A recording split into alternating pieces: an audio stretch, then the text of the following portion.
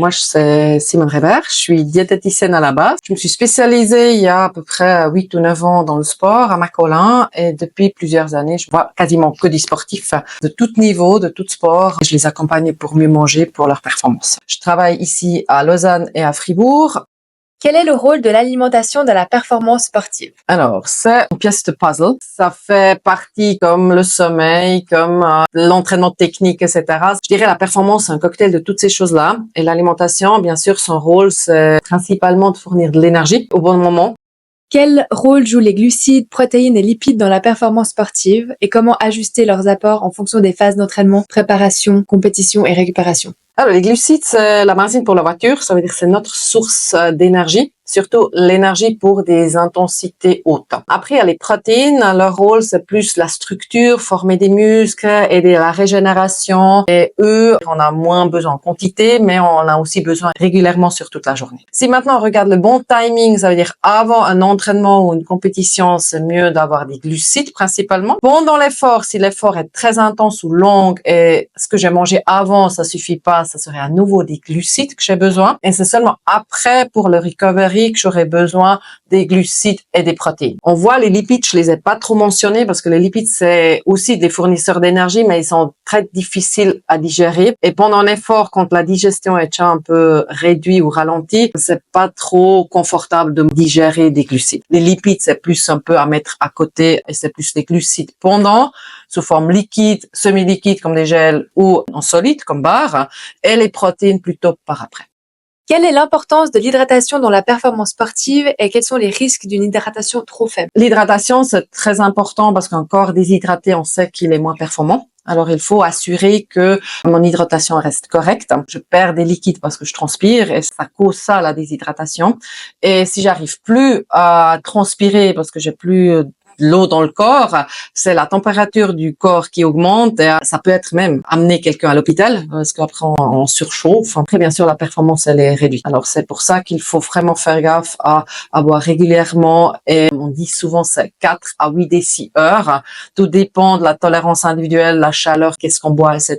Mais ça assure une bonne hydratation. Si on boit justement trop peu, ça diminue la performance. On peut avoir des problèmes même de santé ou faire un malaise. Mais on pourrait aussi boire trop. On sait que quelqu'un qui boit énormément et uniquement de l'eau, on peut créer une hyponatriémie. Ça veut dire qu'on peut diluer le sang avec tellement d'eau que je bois que le corps doit absorber et après ça peut aussi faire des malaises. L'hydratation, il faut vraiment trouver comme athlète c'est quoi mon idéal. Et souvent la stratégie va être quelque chose entre un plan que j'ai dans la tête, je vais boire tous les 5 kills ou 1 heure ou à chaque ravitaillement je vais faire ça avec quand même écouter un peu la soif qu'on sent et avec ces deux plans A et B, on trouve la bonne solution. Est-ce que c'est la même chose par rapport à l'apport de glucides par heure dans l'effort? Alors, les glucides, c'est un poil plus compliqué parce que c'est un peu plus difficile à absorber. Il y a certaines personnes qui tolèrent un certain montant, mais pas plus. Ou après, si on s'entraîne aussi, cette personne peut apprendre à tolérer plus. Et là, bien sûr, si quelqu'un arrive à s'entraîner à tolérer plus et absorber plus par heure, alors je peux aller plus rapidement ou plus longtemps. Il faudrait avoir là aussi une idée et aussi une idée que quand je mange, parce que souvent les athlètes font aux compétitions l'erreur qu'ils commencent, j'ai pas faim, je vais aller sans manger, et après 2 heures, ils se rendent compte que non, là, maintenant j'ai faim, et c'est presque déjà trop tard. On devrait commencer assez rapidement après le départ, avoir une idée, comment c'est mon plan, et en plus quand même écouter le feeling, parce que l'effort peut quand même influencer la digestion, et si j'ai des nausées, suivre que le plan et me forcer de manger, peut-être ça peut tourner mal. Sur le vélo, on est assis, la digestion est pas secouée comme à la course à pied, et c'est plus compliqué, par exemple, si je cours, parce que le corps, il bouge comme ça. À la natation, parce que le corps, il est allongé comme ça. Triathlon, on a les trois, etc.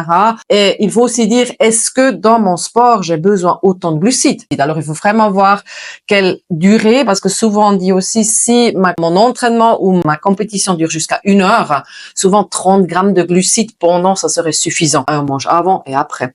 Et après, si c'est comme du triathlon avec 2 heures, 2 heures et demie, là, on essaie peut-être plus être à 60. Et après, à dire, peut-être sur le vélo, j'arrive à être à 80 et sur la course à pied, je suis plus à 40 que je prends par heure. Et comme ça, on regarde vraiment sport par sport, personne par personne, durée de l'événement et comme ça, on peut dire qu'est-ce qui est nécessaire et on peut pas généraliser. Quels sont les signes qu'un sportif pourrait être en sous-alimentation ou en carence nutritionnelle? Quels sont les risques? Comment y remédier? Un premier signal déjà de savoir si quelqu'un a un risque, c'est la faim, si on écoutera. Pas toutes les athlètes écoutent, et aussi c'est le sport un peu qui nous fausse un peu notre appétit. Un entraînement intervalle ou un truc très intense, ça coupe un peu la faim. On sait aussi l'altitude coupe la faim, la chaleur, le froid, les émotions. Alors, si on peut écouter la faim, ça serait un signal de dire ok, si j'ai beaucoup souvent faim, je mange pas assez. Après, quand même, encore en carence, on appelle ça dans le sport le Relative Energy Deficiency in Sport. Là, il y a aujourd'hui, on sait 14 systèmes du corps qui peuvent être influencés. Et souvent, le plus classique, c'est que chez les filles, on n'a plus les règles ou les règles irrégulières. On a les fractures de fatigue qui peuvent être un signal d'alarme, des problèmes de digestion, un sommeil perturbé, techniquement que ça va moins bien, ou mémoire est moins bien, je suis moins joyeux ou heureuse. Après, je peux avoir des vertiges ou toujours voir noir, ou si je tombe plus souvent malade. On voit ça aussi niveau performance avec un manque de power, un manque d'endurance, manque de force, la récupération qui est ralentie, ou aussi que je m'entraîne mais je fais plus de progrès, certaines valeurs dans le labo qu'on peut voir. Ça, c'est tous des signaux qui montrent qu'un corps peut être mal nourri et il doit économiser, et il économise sur ces systèmes du corps. Et après, bien sûr, il faut faire des checks médicaux parce qu'on peut avoir un problème de santé ou comme ça qui est pas en lien avec la nourriture. Mais si on voit que non, le corps, il va bien, il faudrait vraiment les envoyer une fois chez une consultation diététique pour voir c'est quoi les apports, c'est quoi les sorties, et voir est-ce que les besoins sont couverts. Parce que je vois que les athlètes sous-estiment les besoins